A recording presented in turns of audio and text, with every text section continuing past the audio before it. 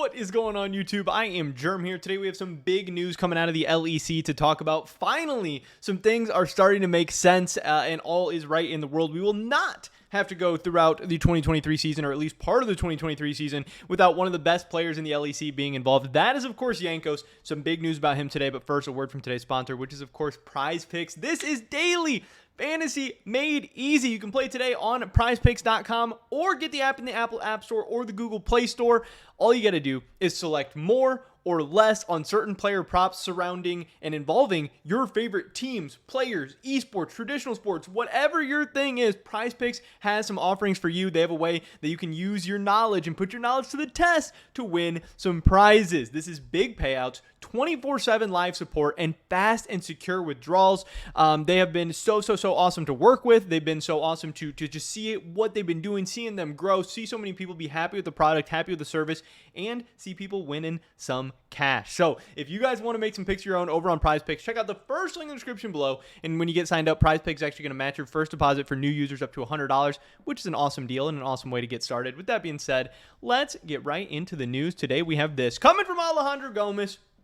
He was the first on this. I'm pretty sure Wooloo put it out like a couple of seconds after him, or like a couple of minutes or something like that. But he says, sources, Jankos has reached a verbal agreement with Team Heretics to be their new jungler in the LEC. And interestingly enough, I believe this was actually the final move of the LEC offseason. I think before this, we had 49 out of 50 players locked in or verbally locked in or whatever. And I believe Jankos was the 50th member of the LEC to complete the entire puzzle. This is, of course, all before free agency has even officially started, but it does seem like every single LEC roster is now done. That's what Wooloo is saying. That's what a lot of people in the scene are saying. Kind of crazy, kind of interesting, but I am so glad they were able to get this done. Obviously, you know, we already know that there's going to be a couple big name players not playing this next split. Alfari, Upset. You know, there was a world where maybe Niski was going to end up teamless. I'm sure that I'm missing a couple of other names as well that, you know, are teamless right now. Treats doesn't have a team. Reckless was maybe going to, you know, have some scenarios where he ended up teamless. But that's not good for the LEC. You know, even if you think, oh, Jankos wasn't that great last year, he was a little bit washed. He didn't even finish top 3 junglers in the LEC All-Pro team. You know, maybe he held back G2 a little bit domestically or internationally or whatever. Jankos is still a top 10 jungler in Europe, and having him even on probably one of the weaker teams in Europe is still good. He's still going to be jungling against all these other junglers. He's going to be making them better in scrims, in games, in practice, whatever. And that's how the region's going to get better. That's how we're going to catch up to Korea, China, whoever, by having the best of the best practicing and playing against each other, not by having Jankos streaming or having Jankos playing in the ERLs or, you know, hiding him in contract jail or whatever. But one of the more interesting things from this whole deal, one, I'm super shocked Heretics got this done. We knew Jankos was running out of options. At one point, there was only Astralis and Heretics left. Then Astralis, you know, signed their jungler in 113, which was super weird. And then Heretics was the only team left. They might have been going to Blue Razor, whoever. They end up getting Jankos. This is a really big splash for a new team in the LEC to be making. I think he's going to have a huge impact on their fan base and on their numbers and their socials and all that. So I do think that's really cool. But of course here, Team Heretics and G2 Esports have reached a $100,000 buyout agreement for the Polish player, which is really weird because, again, at one time we heard Jankos' buyout was over 1 million. Then it was closer to 1 million.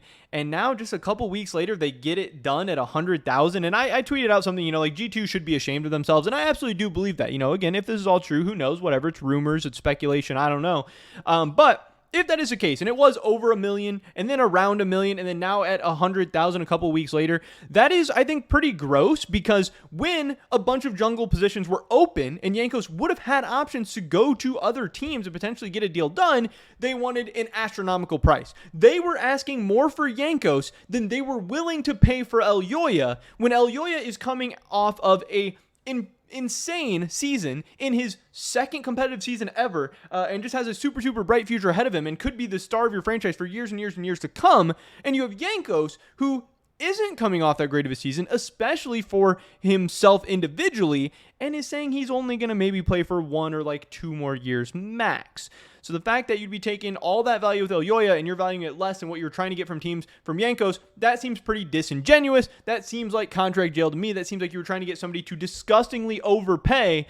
And then once Jankos had no options and no teams to go to, it was down to just Astralis and Heretics, then you decide to lower the buyout. Because I guarantee you, if the buyout was 100,000 from the beginning, way more teams would have been interested, and Jankos probably wouldn't be on Team Heretics right now. I do believe the overall Team Heretics roster is very, very interesting.